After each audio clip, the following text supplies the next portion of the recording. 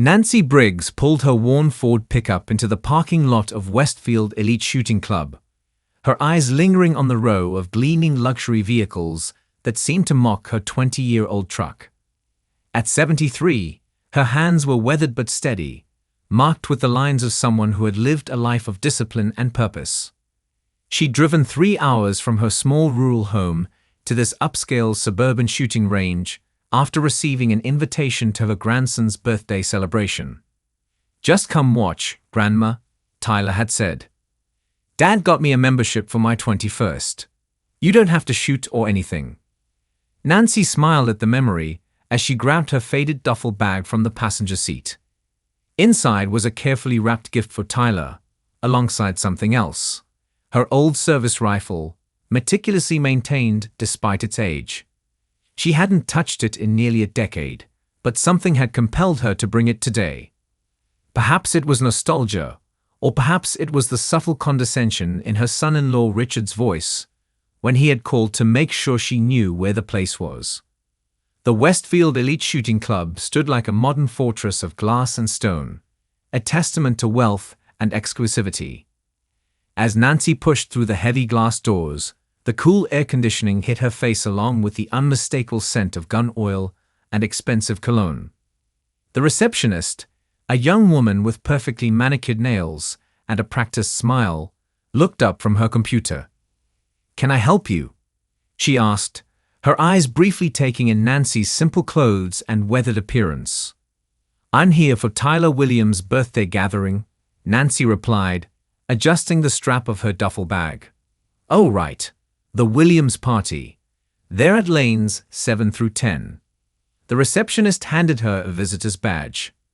"Just so you know, only members and their sponsored guests can actually use the facilities." Nancy nodded politely, clipping the badge to her cardigan as she made her way through the immaculate lobby. Framed photographs of celebrities and politicians posing with expensive firearms lined the walls. Trophy cases displayed gleaming awards. Everything about this place screamed exclusivity, from the Italian leather couches to the private gun lockers labeled with the names of prominent local figures. As she approached Lane 8, she could see her grandson Tyler surrounded by his friends, all in their early 20s, laughing and taking turns with what appeared to be a brand new competition rifle. Standing slightly apart was her son-in-law Richard, chest puffed out as he chatted with another middle-aged man wearing a polo shirt emblazoned with the club's logo. "And that's why I said, you can't expect German precision with American labor," Richard was saying as Nancy approached, his companion chuckling appreciatively. "Grandma." Tyler spotted her first, breaking into a genuine smile as he set down his rifle and rushed over to hug her. "You made it. Is that your mother, Melissa?" Richard asked Nancy's daughter, loud enough for everyone to hear. His smile didn't reach his eyes as he approached, hand extended in a gesture that felt more like obligation than welcome. "Didn't think you'd actually come all this way. You should have said something. We could have arranged transportation." "I've been driving since before you were born, Richard," Nancy replied evenly, squeezing her grandson's shoulder. "Wouldn't miss Tyler's birthday." Tyler beamed, oblivious to the tension. "Grandma, you have to check out my new Remington. Dad got me the custom stock and everything." "I'd love to," Nancy said warmly. Richard cleared his throat. "Well, Tyler's friends are taking turns. Why don't you just watch from the lounge area? There's coffee there." He gestured toward a seating area behind the shooting lanes. The man in the polo shirt, whose name badge identified him as Bradley Cooper, club manager, looked Nancy up and down with thinly veiled amusement. "Yes, the observation area is much more comfortable for guests who aren't shooting." Nancy felt her daughter Melissa's apologetic glance but chose to ignore it. She'd spent decades dealing with men who underestimated her. One more day wouldn't kill her. "Actually," Nancy set her duffel down, "I brought Tyler a gift, and I thought I might take a couple of shots myself, for old time's sake." Richard let out a sharp laugh that drew the attention of several nearby shooters. "Nancy, this isn't like plinking cans on a fence post."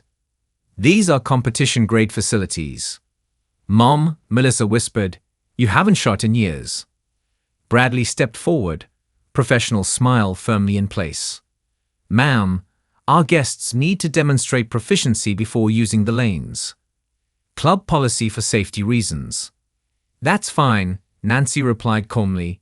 Richard exchanged glances with Bradley, barely containing his smirk. Well, I suppose we could let Nancy try the beginner lane.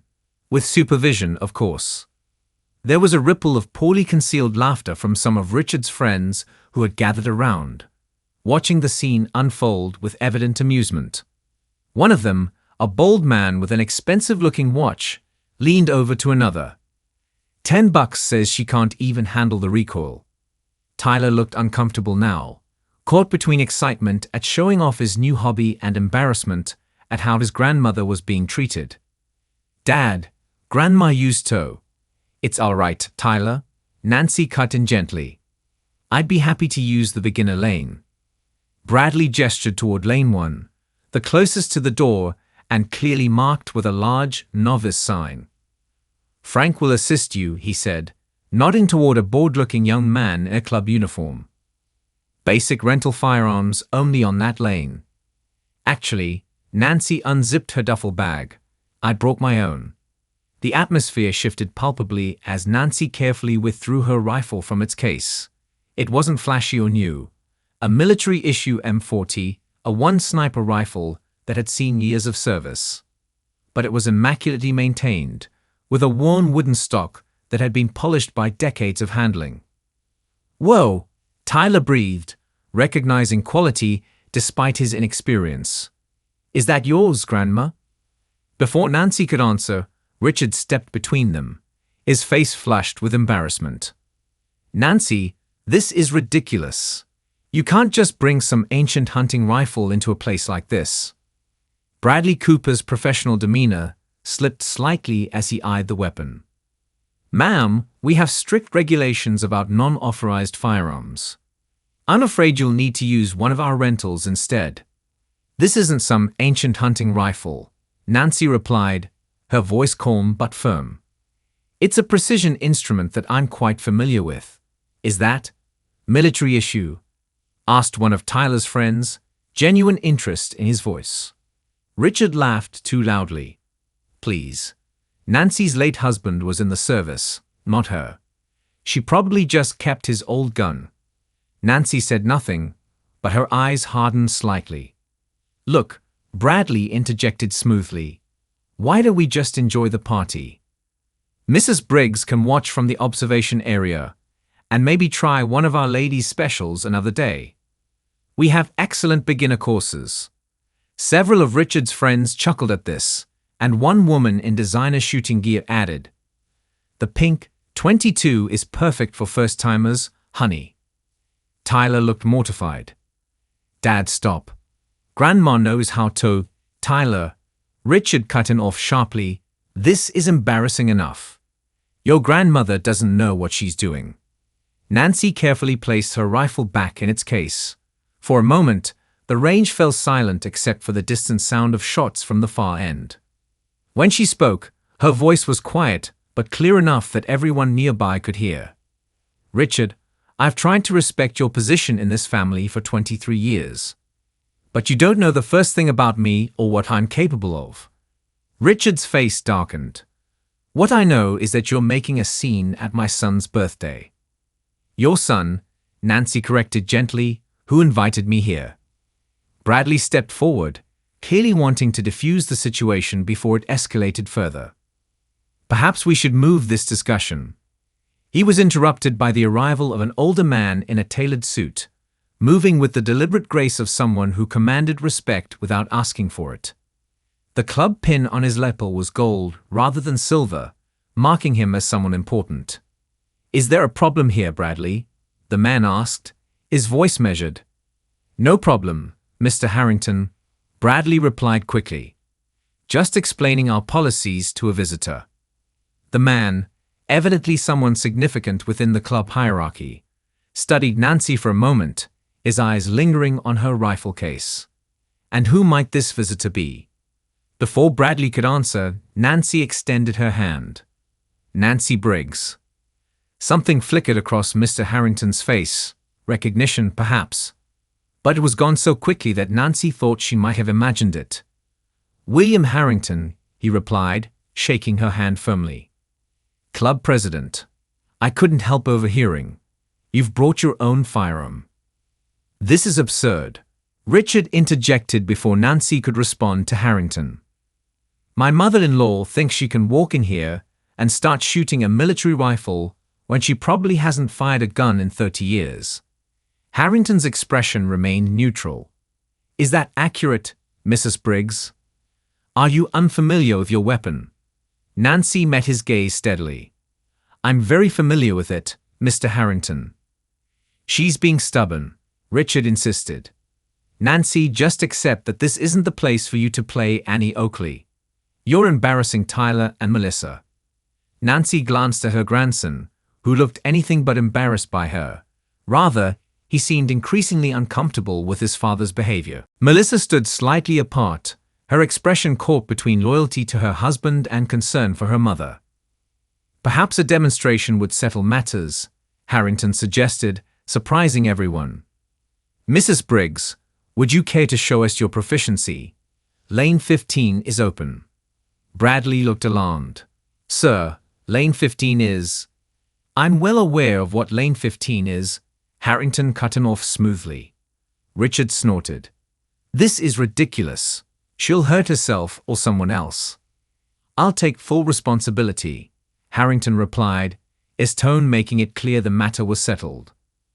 As they walked toward the far end of the range, Nancy became aware of a growing audience. Word had apparently spread that something interesting was happening, and several club members had paused their own shooting to watch. Lane 15, she now saw, was set distinctly apart from the others, with a more complex target system. The Harrison Challenge, Bradley explained reluctantly when they reached it. Named after our founder. Moving targets at variable distances, with wind simulation. Our most difficult course, Harrington added. No one has achieved a perfect score this year. Richard looked almost gleeful. This is perfect. Now Nancy can see exactly how out of her depth she is. Nancy said nothing as she carefully removed her rifle from its case once more, performing her pre-shooting ritual with calm precision. Checking the action, adjusting the scope, settling the stock against her shoulder to confirm the feel. Each movement was practiced, efficient, muscle memory from thousands of repetitions. Mom, you don't have to do this, Melissa said quietly, placing a hand on her arm. Nancy patted her daughter's hand. Yes, I do. The crowd had grown larger, with whispers and quiet laughter rippling through it. Nancy caught fragments. Poor old lady. Embarrass herself. Should stop this before. Richard stood front and center, arms crossed, a satisfied smirk on his face as Bradley explained the course to Nancy in the slow, loud voice people often use with the elderly or young children. The target will appear at random intervals, at random distances between 100 and 300 yards. You'll have 3 seconds to acquire and fire. Do you understand? Before Nancy could answer, one of Richard's friends called out, "Better call the medic now. The recoil might break her shoulder." Laughter erupted, and something finally snapped inside Nancy. She'd endured decades of being underestimated, first as a young woman in the military, then as a female instructor in a male-dominated field, and now as an elderly person presumed incompetent. She had remained silent about her past out of modesty and a desire for privacy, but enough was enough. Tyler stepped forward suddenly. "Stop it. All of you." His young face was flushed with anger. "You don't know who she is." Nancy gently touched his arm. "It's all right, Tyler." She turned to face the crowd, her voice clear and steady. "I was a Marine Corps Scout sniper instructor for 27 years. I trained over 200 marksmen, many of whom served in combat zones from Vietnam to Desert Storm. I hold 3 Marine Corps accuracy records that still stand today. The silence that followed was absolute. The atmosphere in the room shifted instantly. Richard's face had drained of color, while Bradley Cooper looked as though he'd swallowed something unpleasant. Several of the onlookers exchanged uncertain glances, their previous amusement evaporating. William Harrington, however, smiled faintly. "I thought your name sounded familiar," he said. "You wouldn't happen to be the same Nancy Briggs who authored the USMC Advanced Sniper Training Manual revision in '89. Nancy nodded once, surprised. "I am. I had the honor of using that manual during my own service," Harrington said, inclining his head slightly. "It quite literally saved lives." Richard, recovering from his shock, scoffed. "This is convenient. Suddenly, you're some legendary sniper no one's ever heard of." "Scout sniper instructor," Nancy corrected calmly. "And whether you've heard of me or not is irrelevant to my capability." Tyler was staring at his grandmother with newfound amazement. "Why didn't you ever tell me?" "You never asked," Nancy replied simply, "and I've never been one to brag." Melissa stepped forward, her expression a mix of pride and hurt. "Mom, I had no idea either. All these years. It wasn't a secret," Nancy said gently. "Just not something I discussed much after retirement." Bradley cleared his throat awkwardly. "Well, this is unexpected. But the Harrison challenge is still exceptionally difficult, even for experienced marksmen." "I understand," Nancy replied, turning back to lane 15. "May I proceed?" Harrington nodded. "Whenever you're ready." Nancy took her position at the firing line, the familiar weight of the rifle a comfort against her shoulder. She regulated her breathing, a technique she had taught hundreds of times. In hold, out hold. The years fell away as she peered through the scope, adjusting minutely for the indoor conditions. A small red light indicated the system was active. The range went completely silent. The first target appeared suddenly at approximately 150 yards. A standard silhouette that moved laterally across the range. Nancy tracked it smoothly, squeezed the trigger on her exhale, and the crack of the rifle echoed through the room. The target registered a perfect hit, center mass. Before anyone could react, the second target appeared, this one smaller and at a greater distance. Again, Nancy acquired and fired with fluid precision. Another perfect hit. The system accelerated, throwing up targets in rapid succession, at varying distances and speeds. Nancy adjusted seamlessly, her movements economical and precise. Each shot found its mark with unerring accuracy. 5 targets. 10. 15. Not a single miss. When the final target fell, and the system indicated completion, Nancy lowered her rifle and turned around. The entire club was silent, staring at her with expressions ranging from shock to awe. Bradley was the first to break the silence, checking the electronic scoring display with visible disbelief. 100% accuracy. And a new course record for completion time. Richard stood frozen, his earlier smugness replaced by stunned silence. "Grandma, that was incredible." Tyler burst out, rushing forward. Several of his friends followed, their previous dismissiveness forgotten in their excitement at witnessing something truly extraordinary. Nancy carefully saved her rifle before accepting their congratulations with quiet dignity. As the excited chatter grew around her, she caught sight of Richard slipping away toward the lounge area, his shoulders hunched in defeat. William Harrington stepped forward, extending his hand. "Mrs. Briggs, that was one of the finest displays of marksmanship I've seen in my 30 years with this club." "Thank you," Nancy replied simply. "I don't suppose," Harrington continued, "you would consider offering a master class to some of our members? Your expertise is clearly unparalleled." The news spread through the club like wildfire. By the time Nancy had secured her rifle and joined Tyler's birthday celebration in the private party room, members were finding excuses to pass by, hoping to catch a glimpse of the woman who had just shattered the club record. Richard had sequestered himself at the bar, nursing a whiskey and pointedly avoiding eye contact with everyone. Mrs. Briggs, Bradley Cooper approached, his earlier condescension replaced by obsequious respect. Mr. Harrington asked me to provide you with this. He handed her an envelope. It's an honorary membership.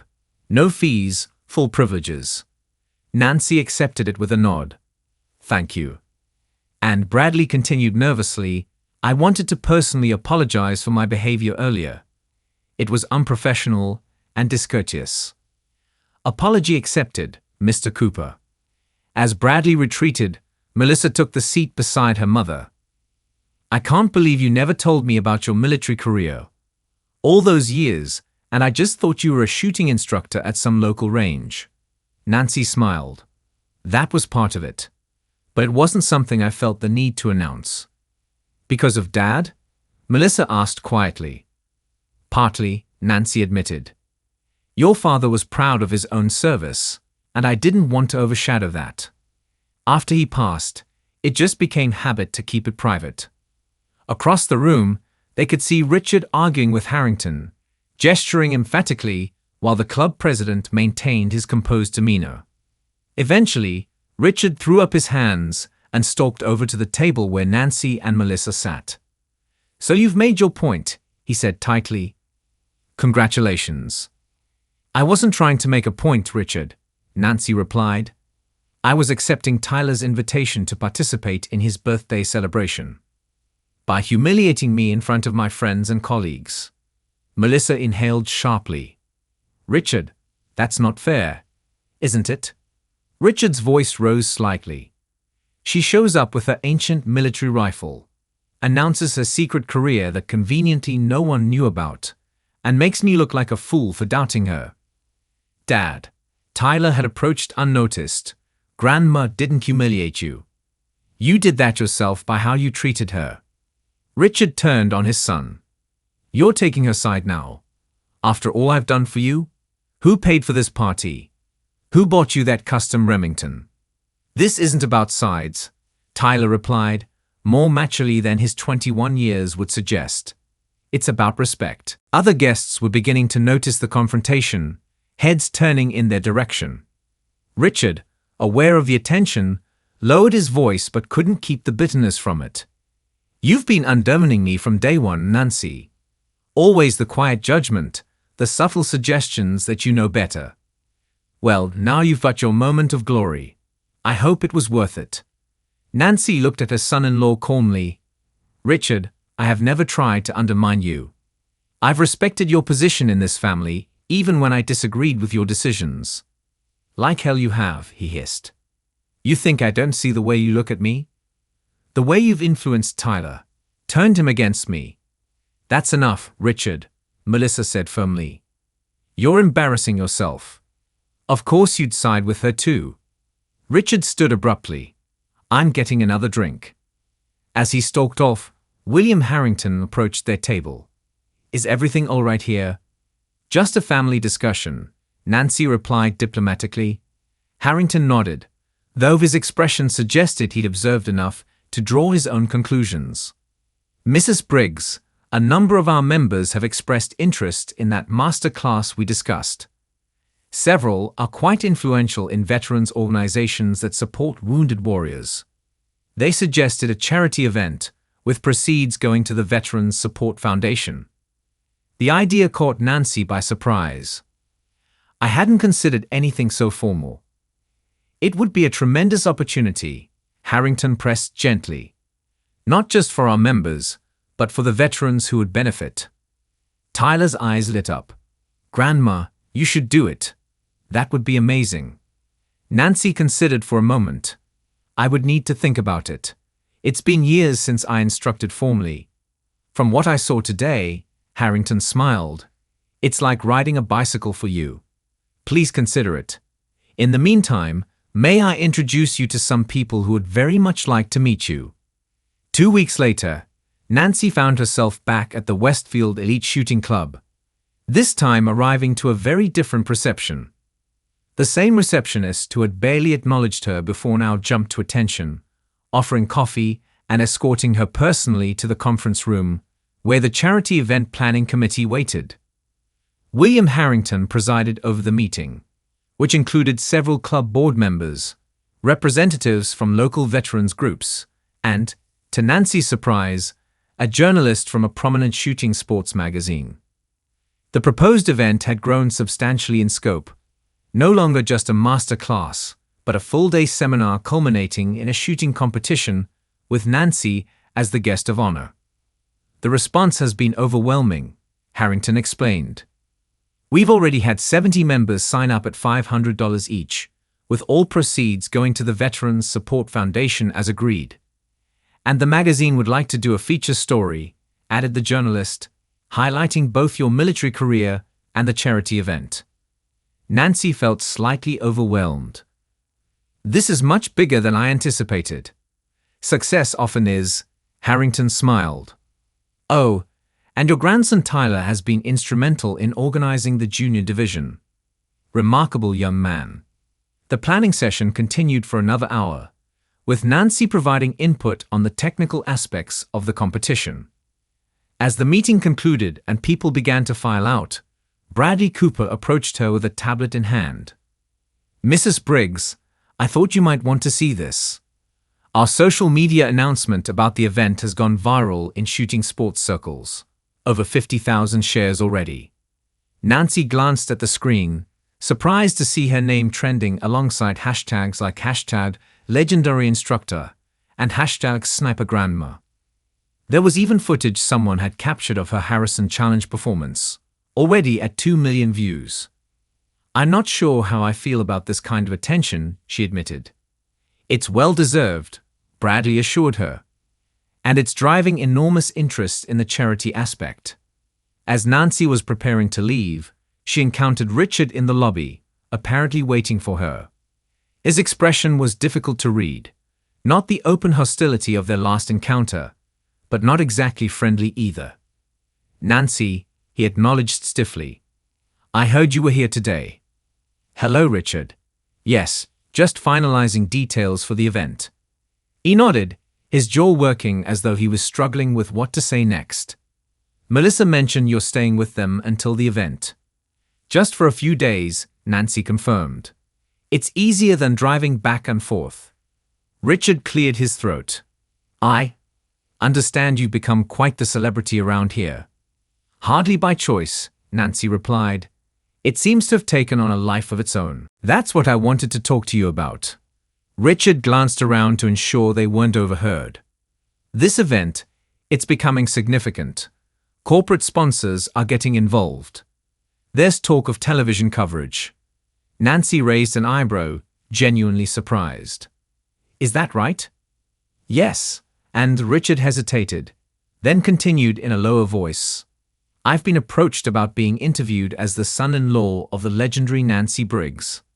Apparently, being family gives me some kind of reflected status. Now Nancy understood. Richard wasn't there to reconcile. He was there to ensure his own position in the spotlight. I see, she said simply. So I was thinking, Richard continued, seemingly encouraged by her neutral response, we should coordinate our narratives, present a united family front. It would be good for Tyler to see us working together. Before Nancy could respond, the conference room door opened, and William Harrington emerged, accompanied by several prominent-looking individuals in business attire. Ah, Mrs. Briggs. Perfect timing. These gentlemen are from Barrett Firearms. They'd like to discuss sponsoring the precision rifle portion of the competition. Harrington spotted Richard. Oh, hello, Williams. Didn't know you were here today. Richard straightened, extending his hand eagerly. Yes, just having a family discussion with my mother-in-law about the event. As I was telling her, I'm quite involved in the planning. Harrington gave him a curious look. Are you? That's odd, considering the committee hasn't seen you at any of the meetings. Behind the scenes, Richard said quickly, supporting Nancy's efforts, of course. Nancy watched as her son-in-law attempted to insert himself into the conversation with the Barrett executives, dropping names and hinting at non-existent connections. The executives, however, were clearly there to see her, not him. Mrs. Briggs, one of them said, politely sidestepping Richard. We've heard remarkable things about your instructional techniques. Our company's founder is a former Marine who speaks very highly of the training program you developed. As the conversation continued, Richard was gradually but unmistakably edged out. His attempts to contribute received with polite but brief acknowledgments before attention returned to Nancy. His face grew increasingly flushed as he realized his irrelevance to the discussion. Finally, unable to maintain the pretense any longer, Richard interrupted. "Nancy, we should continue our discussion about the family's involvement in the event. Perhaps you could mention to these gentlemen how I'll be assisting you during the demonstrations." The room fell silent. Nancy looked at her son-in-law, seeing not just the arrogance that had characterized their relationship for years, but also a new desperation. A man suddenly aware that his status within his carefully constructed social world was threatened.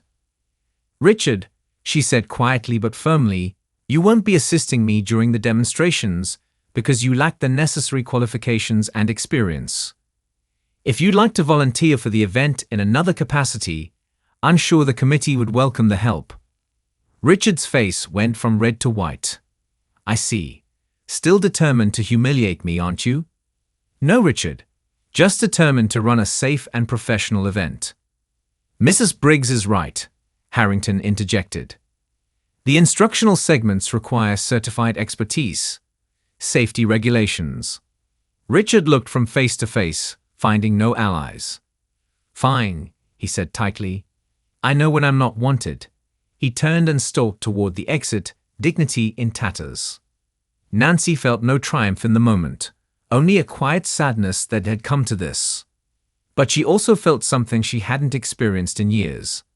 The full acknowledgement of her worth and expertise, freely given by people who recognized genuine skill when they saw it. The Veteran Support Charity Shooting Exhibition, as it came to be officially known, exceeded everyone's expectations.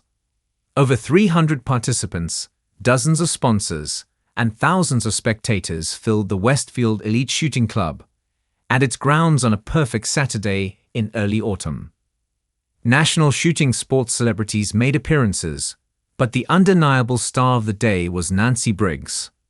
Dressed in a simple but professional shooting outfit. No designer gear, just functional attire with a small Marine Corps pin on her collar. Nancy conducted 3 master classes throughout the day. Participants hung on her every word, many of them experienced shooters themselves who recognized the rare opportunity to learn from someone with her unique background and skill set. Economy of movement, Nancy explained to her rapt audience during the advanced class. Precision isn't about speed, it's about efficiency. Eliminate variables. Control your breathing. Make every action deliberate. She demonstrated her techniques with the same rifle that had caused such a stir weeks earlier, the old military-issue M40, a one that had become something of a celebrity in its own right. Several manufacturers had offered her new, state-of-the-art replacements, but Nancy had politely declined.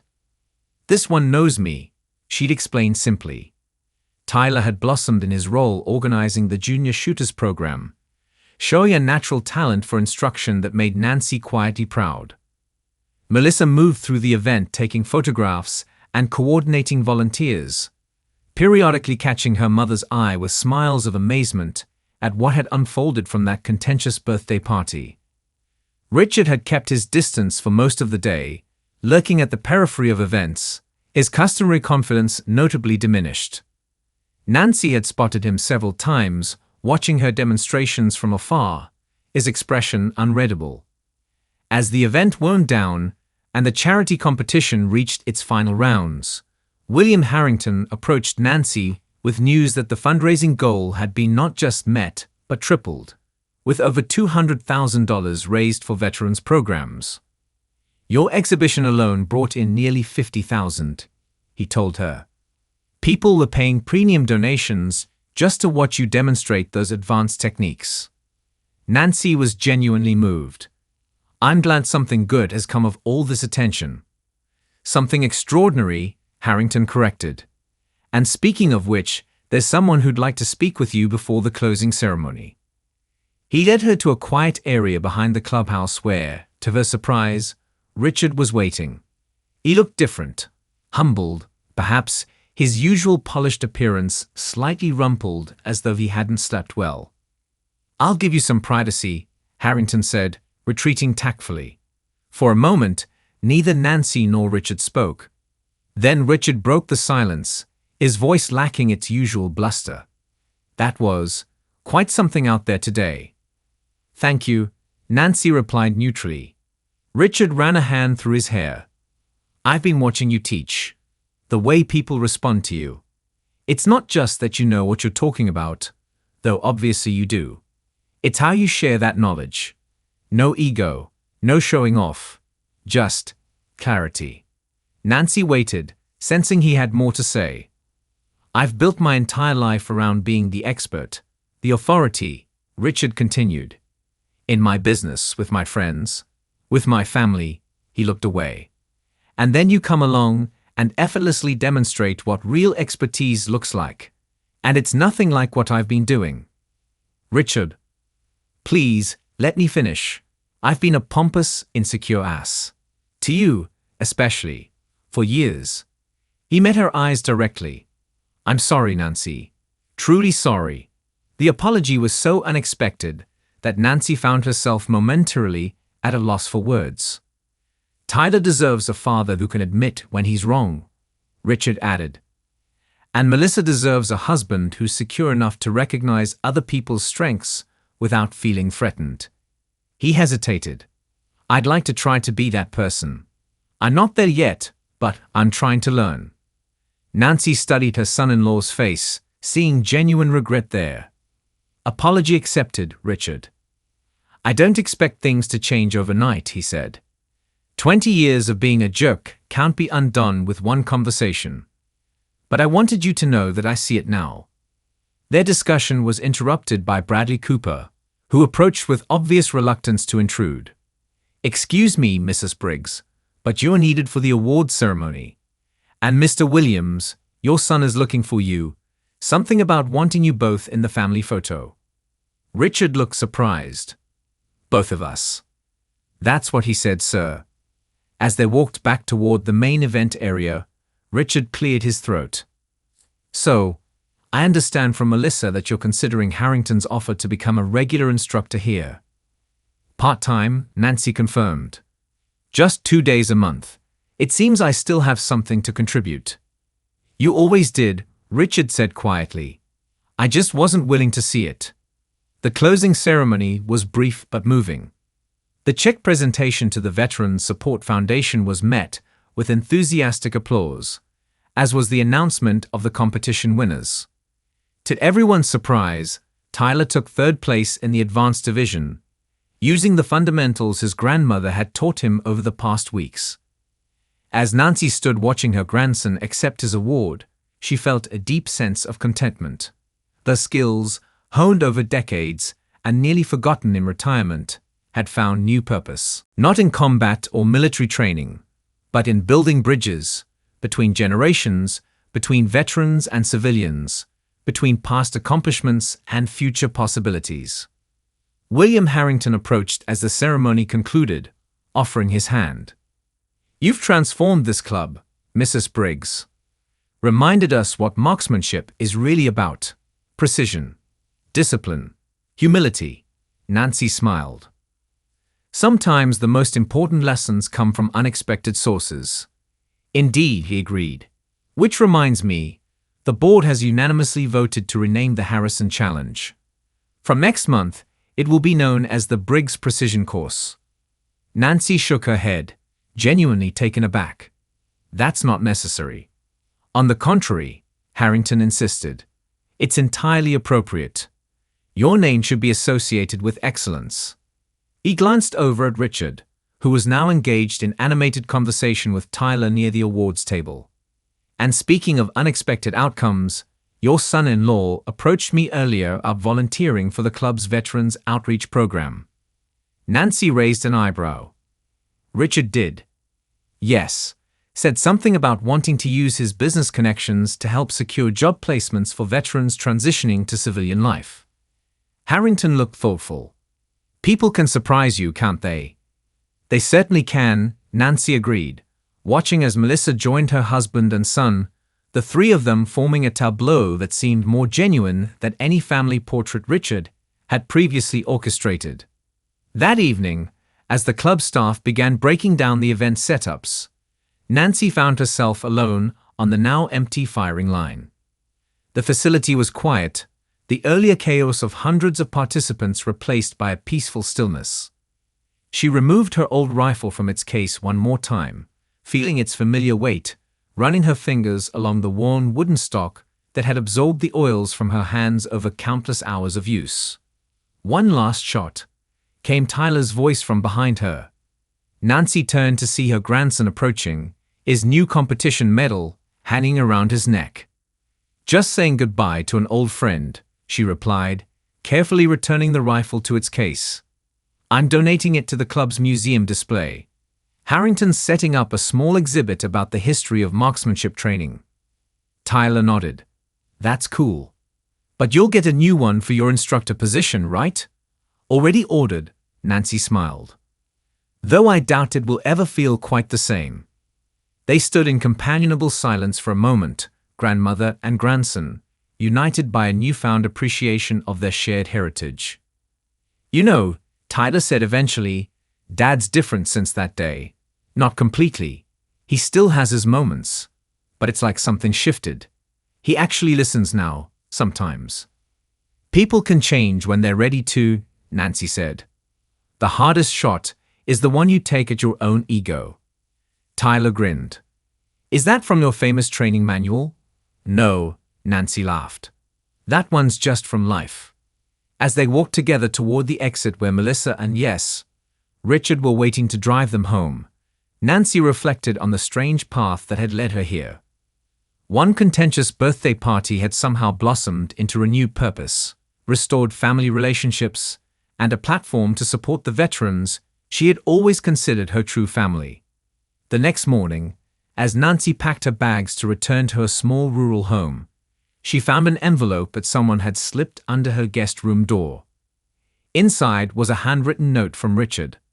"Nancy, I spent 23 years trying to impress people with expensive guns I barely knew how to use properly. You commanded respect with skill earned through decades of discipline. I've been learning the wrong lessons about what makes a person worthy of respect. Thank you for showing Tyler what real expertise looks like, and for giving me a chance to become someone my son can genuinely look up to, not just because I'm his father, but because I'm trying to be a better man." With respect and gratitude, Richard beneath the note was a gift certificate for a full weekend at a renowned tactical training facility, not as an instructor, but as a participant in their Legends of Marksmanship historical symposium where pioneers in the field shared their experiences with the next generation. Nancy smiled as she tucked the note into her bag. She had never sought validation or recognition. Her satisfaction had always come from the quiet knowledge of a job well done, whether training Marine snipers or raising her daughter. But there was something undeniably sweet about finally being seen, truly seen, for who she was and what she had accomplished. As Melissa drove her to the bus station later that morning, Nancy gazed out the window at the passing scenery, feeling a contentment she hadn't experienced in years. "You know," Melissa said, breaking the comfortable silence, "I've been thinking about what you said about keeping your accomplishments private after Dad died. I understand why you did it, but I wish I'd known. I would have been so proud to tell people about my mom, the legendary Marine instructor." Nancy reached over to squeeze her daughter's hand. "You never needed to be proud of what I did, Melissa. I've always been proud of who you are." Melissa blinked back tears. "Well, I hope you're prepared for Tyler to tell absolutely everyone about his badass grandmother. He's already talking about following in your footsteps. Not necessarily the military part, but the marksmanship instruction. Says he's found his calling." "There are worse legacies to leave," Nancy said softly. At the station, as they said their goodbyes, Melissa hugged her mother tightly. "Promise you'll come back for Thanksgiving. The whole family will be there, including Richard, who insists on cooking this year instead of catering." Nancy laughed. "Now that is a transformation." "He's trying," Melissa said. "Really trying." As the bus pulled away from the station, Nancy settled into her seat with a small smile. She had come to town 2 weeks ago as Tyler's grandmother and was leaving as Nancy Briggs, championship-level instructor and respected veteran, whose name would soon grace a shooting course at an elite club. But more importantly, she was leaving as a mother and grandmother whose family had finally seen her for who she truly was.